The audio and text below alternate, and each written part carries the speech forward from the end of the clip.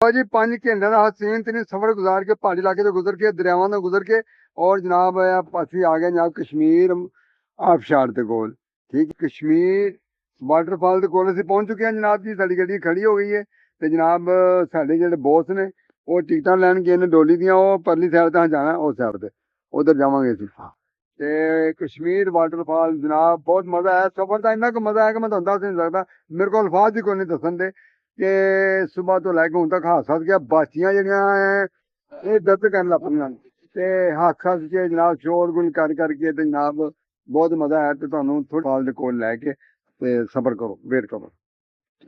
मौसम बहुत हसीन है, बड़ा ही प्यारा है, खूबसूरत है, ठंडा मौसम है।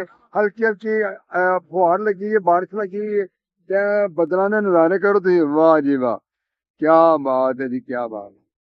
काले काले बदल ने ते हरे हरे पहाड़ ने ते सारे मेरे कोल वेंदे ने करदा की पिया ते इन्हां नूं आ लो जी।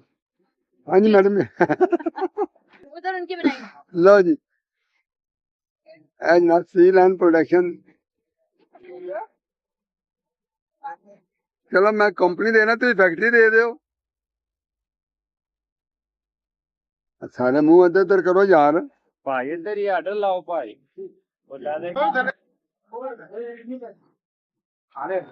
लो जी सीढ़ियां उतर के हम नीचे जा रहे हैं, इधर गाड़ी में बैठेंगे और कश्मीर वाटरफॉल पे जाएंगे।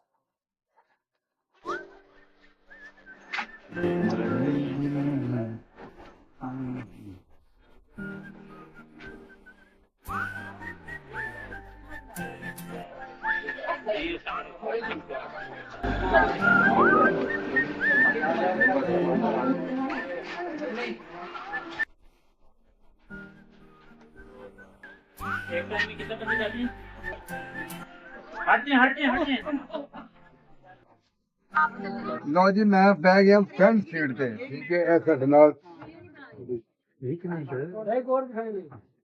से बना लो। क्या मेरी बना लो।